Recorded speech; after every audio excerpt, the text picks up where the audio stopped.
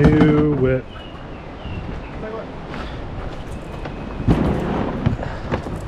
Very similar boats. What's up, everybody? Welcome back to the channel. As I start posting more frequently again, now that I'm back on the water, I'm going to do a couple of these shorter videos. Hopefully you enjoy it. We've had some high water on the Potomac recently. I think it spiked around 12 feet and then dropped out, so we got the benefit of all that water. Right here we're looking at the Gorge around 7.4 and dropping. We surf Sweetie Pie wave, and I'm testing out a new boat that I've gotten from Kaleva's River Store, Pyranha Firecracker 252. It's a sweet little half slice, a lot of volume and rocker in the front, and a tiny little stern. Compared to my Rewind, which was my current half slice before I got this one, it's much shorter. So large Rewind is 9.4 feet long or something like that, and a boat that's that long is really fast, great for like slalom stuff, still pretty maneuverable, but it's hard to stand up on edge, or on end rather, and getting in this Firecracker felt like being in my playboat, my Jackson Rockstar 5, just with a little more on the front and back. All of the inputs from my hips into the edges and stuff translate from the playboat really well to the Firecracker, so I'm just getting used to it. This is my first real day on the water with it, and I'm really pleasantly surprised. It's a great boat. No drain plug, but whatever.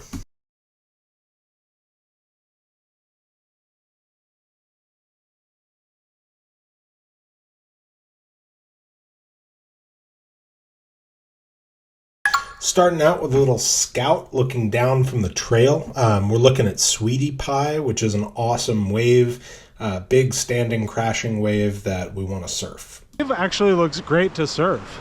It's very crashy though, so it's gonna like crash on your stern. I was thinking more for stern squirts on that eddy line. Oh yeah. That crashing wave is wild. I don't see it. I guess I could see why it's a longboat wave.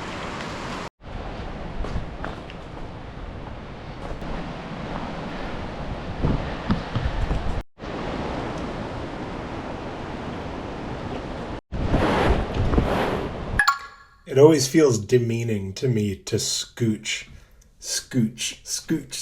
down into the water. High water like this is a great opportunity to practice your water reading skills. There's a lot of really clearly defined eddy lines and boils and cross currents and whirlpools, and interacting with them is a great way to develop those instincts.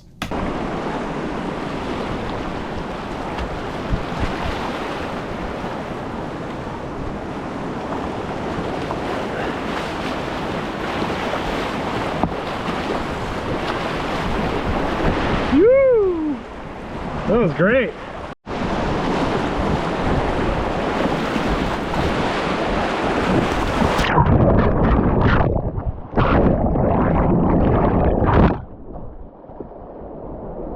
Dude. High water, flooding, lots of rain. That usually means that wood and all kinds of debris is pulled into the river and washed downstream. So generally, obviously, keep an eye out. If you're surfing something that's taller than you can see over, have a buddy watch for logs coming downstream, that kind of stuff. So just be aware. On the left. All right, so we link up in the eddy and we're just making a plan. Keith wants to punch through the shoulder of the wave on the left and eddy out there, and I'm going to try and catch it in a surf on the way down.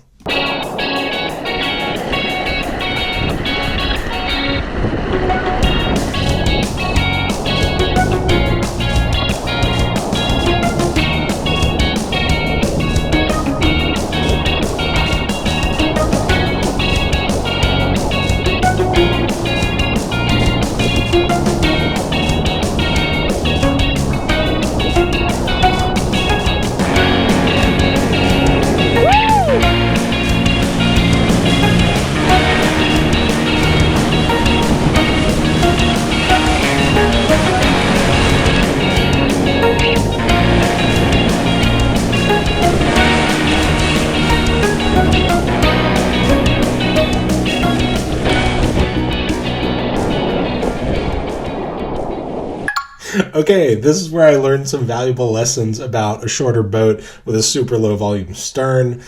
Basically, the crashing wave crashes on my stern just like Keith predicted at the top of the video. And my stern gets buried and the waves after it are just churning it. So I'm devoid of the skill at this point to sort of go into a brace and flick my tail out of the water and get stable again. But I'm able to keep it together. I don't flip over, pull over to an eddy so we can link up. I feel a little bit bad for looking so helpless, washing off the wave. Keith came down to me and we couldn't get back up to the wave for him to get another surf. But obviously I appreciate his diligence on the safety front. He chose to come down to me to make sure I was good and sacrifice his surf. So that's some good paddling, and thank you, Keith.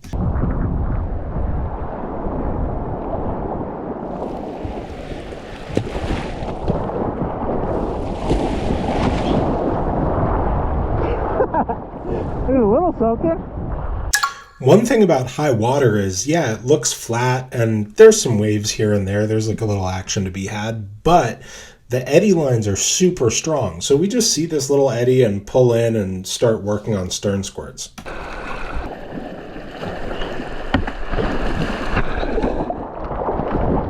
Little observations about this boat. It's super wide in the front. It has a ton of rocker and it has a lot of volume in the front. So in terms of like peeling out of an eddy or getting up and over features, it's pretty good at that. One challenge is that if you're going over quite a steep feature, like paddling up a big wave or something, when you come down the other side, you do want to throw your weight forward because the stern tends to get buried. And if you lean back at all, the river just piles up on it and it gets you vertical, which obviously degrades your boat control in that kind of situation. The stern is so light and low volume that pivot turns and things like that are really easy. Switching directions, super nimble, but you want to make sure that you're not losing control of the stern when you do that kind of thing. It stands up really easily, just your standard stern squirt form. What I do is I paddle up to the eddy line, I take a stroke on the eddy side, which turns my boat so I'm perpendicular to the eddy line. Then I look back at my stern, just the gentlest lean upstream to slice it into the eddy line. And from there, the river does all the work and pushes you up. Now, maintaining control and keeping the spin going, all of that is something I'm working on now. But this boat does make it pretty easy to just stand right up.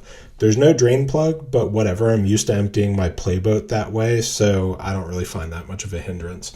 Super light, super easy to carry. One thing I do think is weird is it has so much rocker on it that it can be kind of tricky or squirrely to tie down. I even have stacker bars, and I find it kind of weird. If anyone has advice for that, let me know in the comments.